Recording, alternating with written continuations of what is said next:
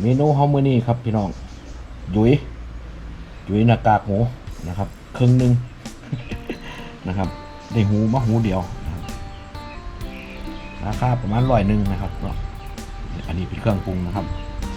พี่น้องบางท่านบ่ฮู้ว่าหยุยเป็นแบบไหนนะครับนี่อันนี้เครื่องหยุยมันเด้อพี่น้องนะไปล้ำร้านนี่บอกเขาเลยว่าเอาเครื่องหยุยนะครับเขาสิจัดให้เลยนะครับนะมีกะปิแล้วก็กระเทียมดองพร้อมนะครับใส่ข่าตะไคร้พร้อมเด้อพี่น้องนะหั่นหมูเรียบร้อยแล้วพี่น้องนะครับหั่นพอดีคำเลยแหละนะครับแล้วก็ใส่พวกเครื่องเทศลงไปนะครับมีอบเชยนะครับมีข่าฝานนะครับแล้วก็มีพริกไทยนะครับข่าตะไคร้แล้วก็พริกสดพริกแห้งนะครับบาเป็นใส่พริกแห้งด้วยใส่พริกแห้งนะครับกวาให้มันเข้ากันก่อนนะครับให้มันหอมจังหน่อยก่อน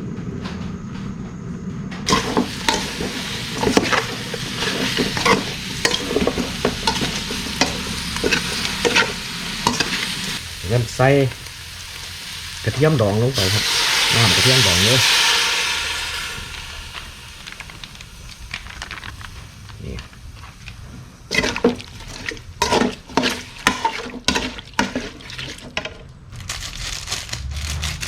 ผงกะหรี่ครับพี่น้อง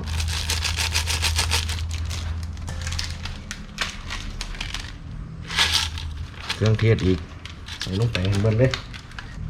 ปรุงรสพร้อมเลยนะครับกะปิขาดบ่ได้เด้อพี่น้องเด้อชูรสเติมน้ำลงไปเล็กน้อยพอถ่วมเลยครับพอถ่วมหมูนี่แหละเปื่อยเร็วอยู่หรอกหมูนะครับเนาะ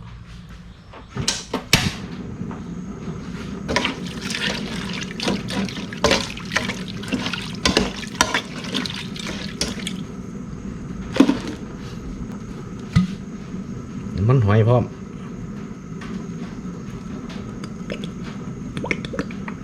ถึงความนวลลงไป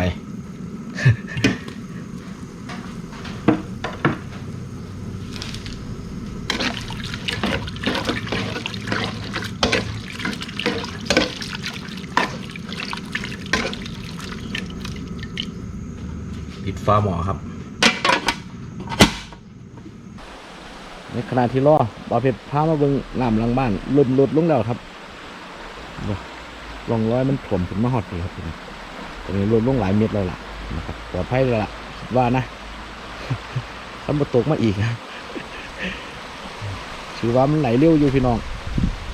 เจ้าหลอกคล้องไหมนะครับทางเทศบาลท่านหลอกคล้องไหม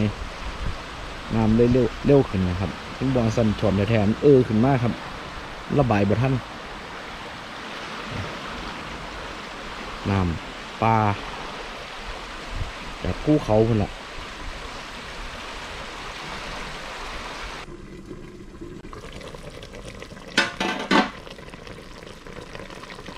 ไอ้ทีเราพี่น้อง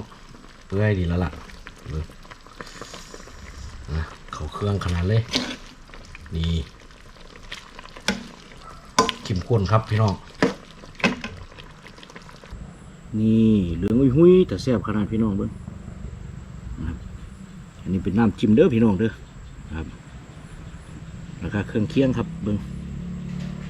นี่ข่าฝานตะไคร้ฝานนะครับกระเทียมพริกสดนะครับข้าวปุ้นแล้วก็ผักพี่น้องเบิ้งผักหน้าสนิทนะครับสวัสดีครับสวัสดีพ่อแม่พี่น้องบ่าวเพชรข้อสะพานมาพบมาพ่อกับพี่น้องคือเก่าครับพี่น้องนะครับเนาะพี่น้องทางสปป.ลาวพี่น้องทางเวียดนามนะครับแล้วพี่น้องต่างประเทศสู่ผู้สู่คนเด้อนะครับเนาะมาพี่น้องมื้อนี้เมนูที่บอกพี่น้องไปแล้วนะครับเป็นหยุยหมูหน้ากากหมูเด้อพี่น้องนะแซ่บๆนะครับเนาะเรียบร้อยแล้วเปื่อยแล้วนะครับมาเบิ่งนะครับการกินเด้อบาดนี่พี่น้องนี่อันนี้ไผ่เลิศครับพี่น้องไผ่เลิศเอามากับยุ้ยนี่ครับเขาท่านะใส่ลงไปเลยนะครับปั่นกินเมียงคนละข้าวปุ้นนะครับกระเทียมตะไคร้นะครับตะไคร้ฝานนะ แล้วก็นี่มักหลายก็ใส่หลายตอนนะครับเนาะนี่พริกยังวันใส่เด้อเอาไปติซิมมึงก่อนนะครับว่ามันเข้าท่าบ่มันสิเผ็ดบ่เพราะว่าน้ำจิ้มบาเพชรเทศนี่มันเผ็ด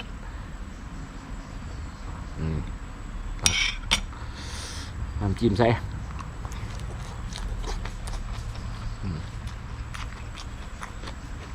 ผักแพรวกับต้นหอมป้อม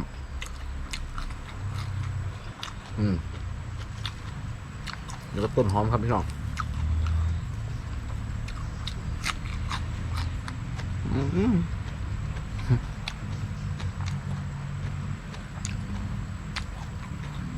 สมุนไพรหอมปีแบบนี้เพิ่ม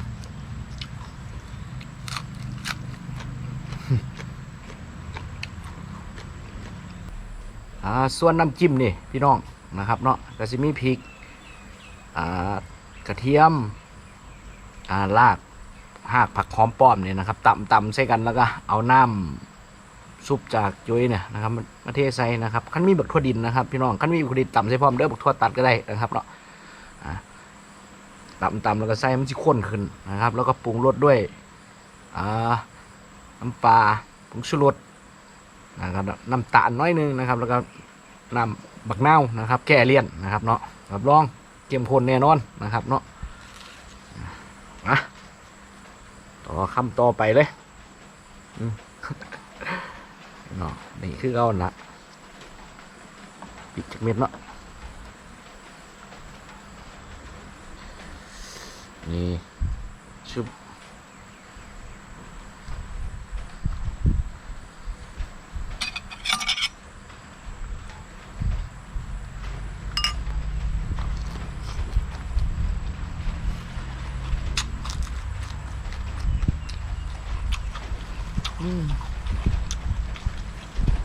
แซ่บก็ได้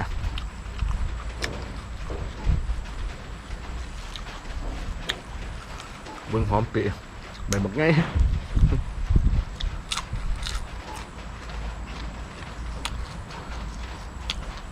ทั้งแดดทั้งบดแล้วก็ตกแล้วก็แดดแล้วก็บดด้วยเนี่ยแหละพี่น้องเนาะงานมันฤดูกาลเบิ่งผักอีเลือดครับพี่น้องใบบักไง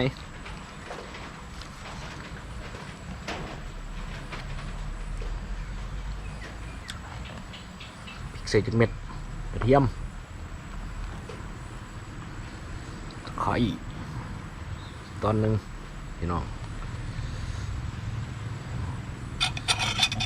ใส่น้ำจิ้มชุบนี่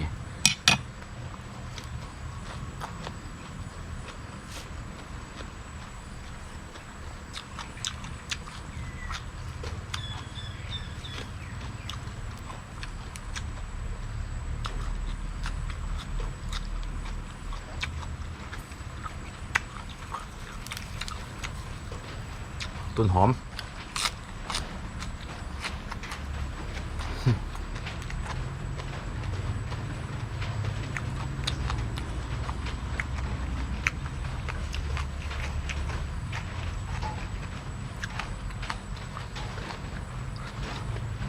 ใบบักไงให้เลือด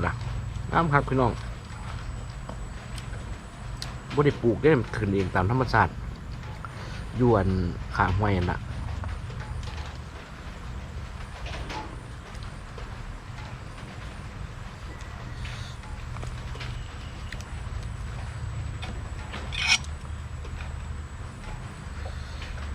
นี่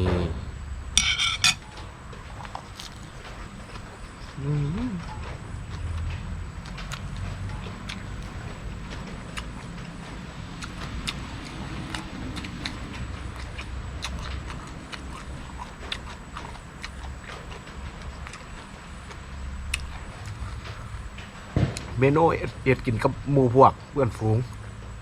กับแก้มก็ได้พี่น้องเนาะหรือย่ำบุญย่ำงานพี่น้องมาหยามเสียนะครับเห็นเลยนะครับ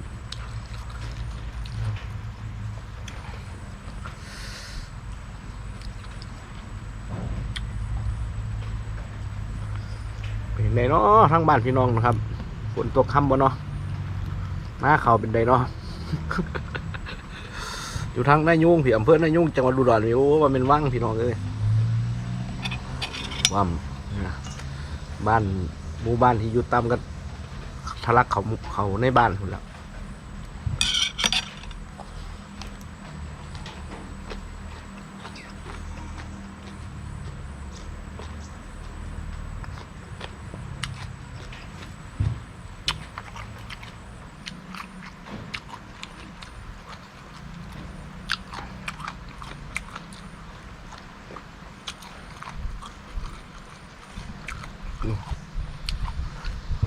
เอ็นหูโมไม่ได้ดังกึดดิ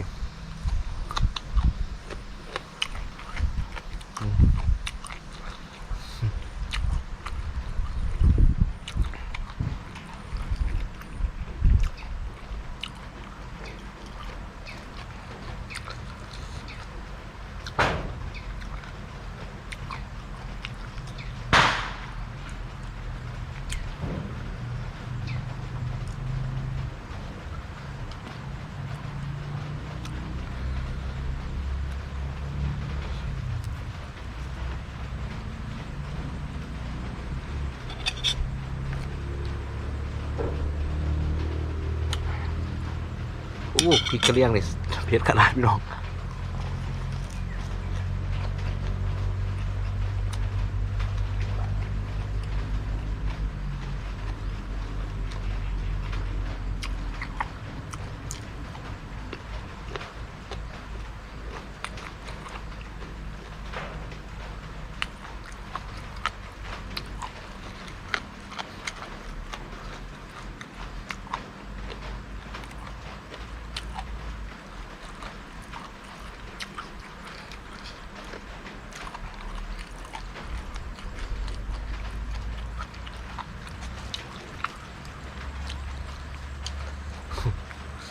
ผักชีใบเลื่อย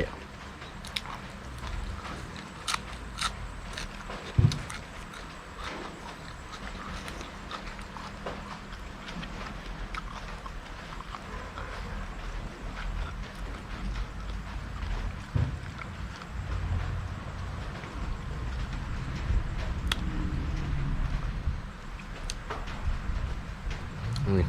ใส่2 ตอนเลยชึบนี่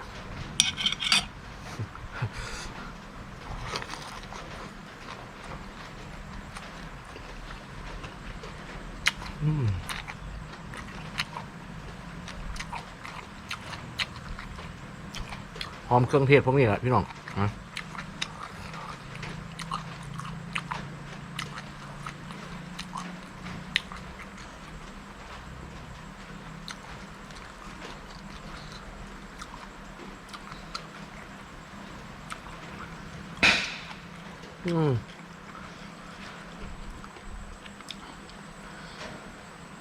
อีกหน่อยมาเล่นกระโปงยวน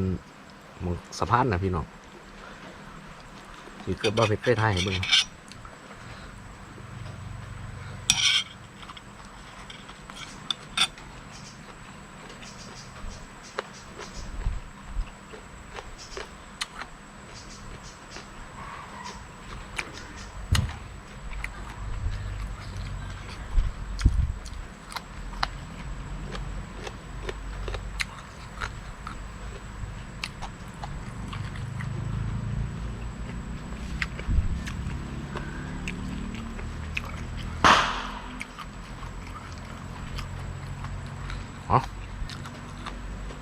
อีกจะคำหนึ่งด้วยพี่น้อง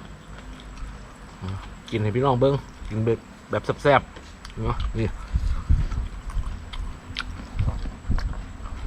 ข้าวปุ้นกระเทียมตะไคร้ซอยนะผู้ใดมักเผ็ดใส่พริกเม็ดนึงใส่พริกเป็นเม็ดได้เลยนะครับนี่ไงใส่ต้นอยู่จริงๆมันจะมีน้ำพร้อมเนื้อพี่น้องน้ำอยู่เนี่ยนะครับขันเฮาอยากสดก็ใส่ถ้วยมานะครับถ้วยนี้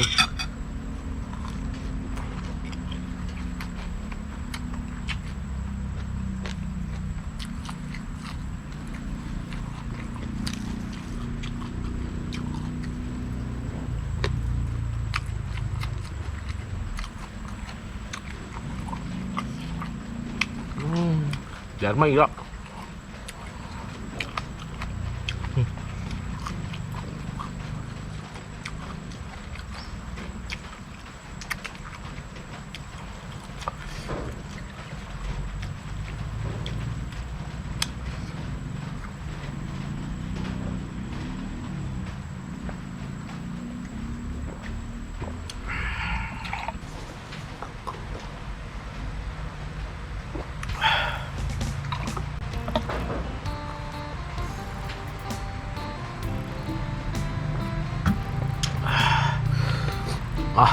แซ่บแห้งพี่น้องกับเมนูมื้อนี้นะครับ